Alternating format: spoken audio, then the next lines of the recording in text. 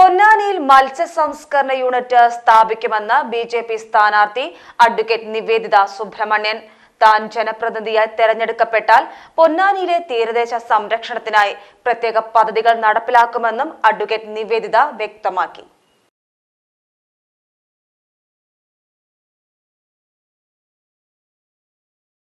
പൊന്നാനി മണ്ഡലത്തിന്റെ തീരദേശ മേഖല നേരിടുന്നത് കടുത്ത അവഗണനയാണെന്നും കാലങ്ങളായി തീരദേശ മേഖല നേരിടുന്ന പ്രശ്നങ്ങൾ പരിഹാരമില്ലാതെ തുടരുകയാണെന്നും സ്ഥാനാർത്ഥി കുറ്റപ്പെടുത്തി.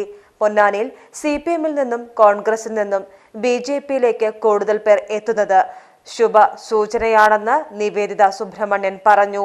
കടവനാട് ഗോപാലന്റെ വീട്ടിൽ ചേർന്ന കുടുംബയോഗത്തിൽ CPM ബന്ധം ഉപേക്ഷിച്ചെത്തിയ കൊമ്പളത്ത് രാമൻ, കോൺഗ്രസിൽ നിന്നെത്തിയ മാക്കാരം വീട്ടിൽ പ്രഭാകരൻ എന്നിവരെ BJP അംഗത്വം കൊടുത്ത് സ്വീകരിച്ചു. പൊന്നാനി ചമ്രോട്ടം സെന്റ് ആന്റണീസ് പള്ളിയിൽ നിന്നാണ് രാവിലെ പര്യടനത്തിന് തുടക്കം കുറിച്ചത്. പള്ളി വികാരി ഫാദർ ടോണി, വിജയമാത FC കോൺവെന്റിലെ കന്യാസ്ത്രീകൾ എന്നിവരെ കണ്ട് സ്ഥാനാർത്ഥി വോട്ട് അഭ്യർത്ഥിച്ചു. പൊന്നാനിയുടെ സമഗ്ര വികസനത്തിന് എല്ലാ വിഭാഗം ജനങ്ങളും NDAക്ക് ഒപ്പം നിൽക്കണമെന്ന് നിവേദിത അഭ്യർത്ഥിച്ചു. തുടർന്ന് പൊന്നാനി തേവർ ക്ഷേത്രത്തിലെത്തി ജീവനക്കാരെ കണ്ടും സ്ഥാനാർത്ഥി വോട്ട് അഭ്യർത്ഥിച്ചു.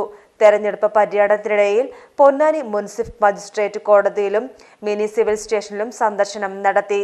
അഭിഭാഷകരോടും ജീവനക്കാരോടും പിന്തുണ അഭ്യർത്ഥിച്ചു.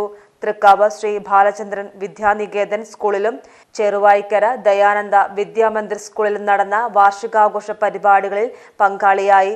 അധ്യാപകരും രക്ഷിതാക്കളുമായി സംവദിച്ചു.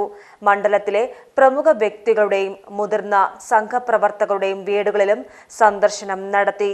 പൊന്നാനിയിലെ CPI നേതാവ് അജിത് കൊളാടിയുടെ വീട്ടിലും NDA സ്ഥാനാർത്ഥി സൗഹൃദ സന്ദർശനം നടത്തി. Page TV news Ponnani.